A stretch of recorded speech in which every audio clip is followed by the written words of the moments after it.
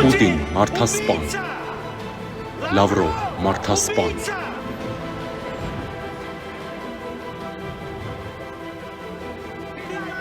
Ռուսաստան դավաճան,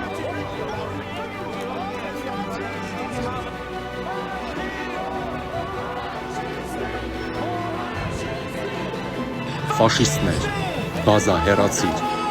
բազա տուն վերադարձիր, մարդասպաններ, հեռացեք դավաճաններ, վաշխառուներ, դուք խաղաղապաներ չեք, դուք վաճառականներ եք։ 21 թվականին Պուտինը ուզում էր այդ ընտրություններում, արտահերթ ընտրություններում պատերազմից հետո իշխանությունը զավթել։ Չկարողացավ իշխանությունը զավթի, ընդդիմությունը զավթեց։ Մենք միակ քաղաքական ուժն ենք, որ նախ ախտորոշել ենք այդ սպառնալիքի անունը եւ գտնում ենք, որ պետությունը պիտի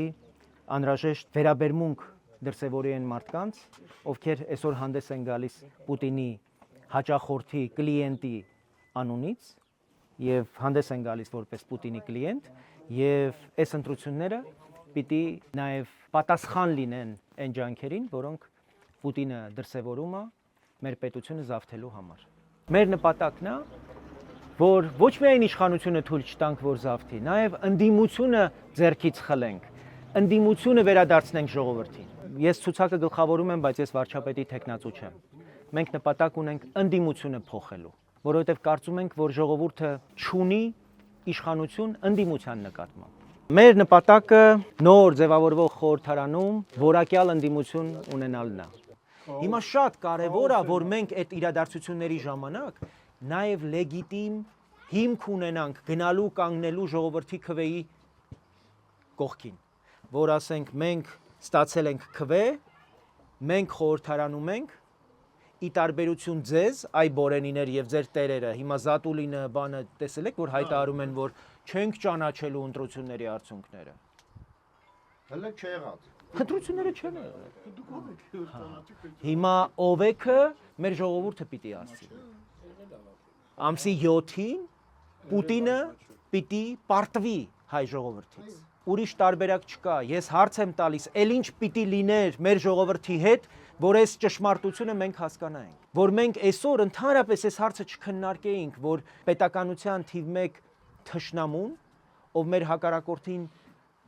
10 տարի անընդմեջ սպառազինություն է վաճառել։ Ավելի շատ։ Մեր դեմ գործադրված զենքի 85%-ը ռուսական արտադրության է եղել։ Մեր 200 միլիոն դոլարի զենքը մինչև հիմա չեն մատակարարել այս սրիկաները։ Պիտի մտածենք ոչ թե նրա մասին, որ մեզ սպառնում են վայ, մազերներս պոկենք, այլ մտածենք այլընտրանքների մասին։ Հենց ունեցանք այլընտրանք, ռուսները կխելոքանան։ Պետություն ենք, ուրեմն ապագային նայելով, անցյալը չմոռանալով, պիտի կառավարելի հասցնենք մեր հարաբերությունները եւ Թուրքիայի հետ, եւ Ադրբեջանի հետ, եւ Իրանի հետ, եւ Վրաստանի հետ։ Ունենալ դաշնակիցներ, որոնք կարող են ազդել Թուրքիայի եւ Ադրբեջանի վրա։ Օրինակ Հունաստանը, օրինակ Արաբական աշխարհը, որոնք Թուրքիան նույնպես խոցել է երկիր է։ Թուրքիան պետք է վախենա ոչ միայն մեզանից, այլ նաև մեր դաշնակիցներից, օրինակ ՆԱՏՕ-ի պետություն, օրինակ Ֆրանսիայից։ Թուրքիան միջերկրական ծովում վախենում է Ֆրանսիայից։ Այսինքն մենք երբ որ ասում ենք հարաբերությունները կարգավորենք հարևանների հետ, ոչ ենք ասում ենք նորագավիթ, շենգավիթ, յոնջալղով վեր կենանք գնանք Թուրքիայի հետ կռվենք։ Մենք ունենք դաշնակիցներ, ստրատեգիական դաշնակիցներ։ Շատ կարևոր բան եք ասում, որտեղ Թուրքիան ուզում է, որ այստեղ մշտական ներկան լինի Ռուսաստանը, ում նկատմամբ ինքը ունի զգալի առավելություն։ Բայց այդ առավելությունը չունի Ֆրանսիայի նկատմամբ, այդ առավելությունը չունի Միացյալ Նահանգների նկատմամբ։ Հետևաբար մենք գտնում ենք, որ դաշնակիցների մի հատ շրջանակ պիտի կարողանանք ստեղծել, որը մեր քաշը այս տարածաշրջանում էապես կավելացնի եւ կդժվարացնի Թուրքիայի եւ Ադրբեջանի մտադրությունը Հայաստանի վրա որևէ ոտնձգություն իրականացնել։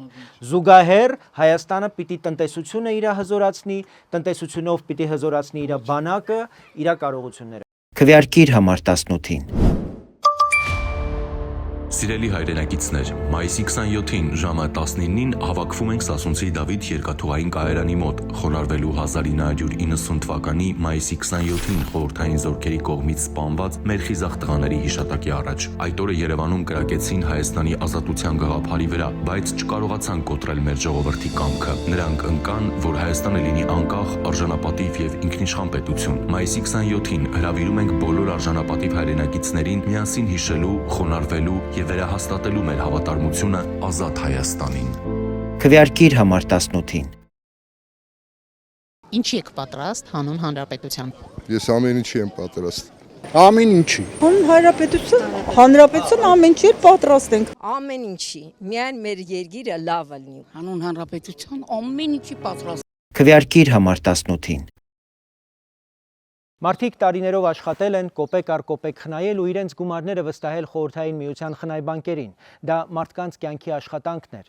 ապագայի հույսը։ Այսօր այդ գումարների վերադարձը կազմակերպվել է այնպես, որ շատերն իրենց կյանքի ընթացքում չեն հասցնում ստանալ։ Ավելին, ամենածանրն այն է, որ եթե մարդը չի հասցնում ստանալ, նրա ընտանիքն էլ զրկված է այդ իրավունքից։ Մենք առաջարկում ենք պարզ ու արդար լուծում։ Ավանդների վերադարձի տարիքային շեմը պետք է նվազեցնել 10 տարով, որպեսզի այս տարի վճարումներ ստանան մինչև 1954 թվականը ծնված մեր քաղաքացիները, ոչ թե մինչև 1944 թվականը ծնվածները։ Պետությունը չի կարող պահել մարդու փողը հույս ունենալով, որ ժամանակը կլուծի խնդիրը։ Պետությունը պարտավոր է վճարել, իսկ եթե ավանդատուն կյանքի ընթացքում չի հասցրել ստանալ իր փողը, այդ իրավունքը պետք է փոխանցվի նրա ժառանգներին, կնոջը, զավակներին։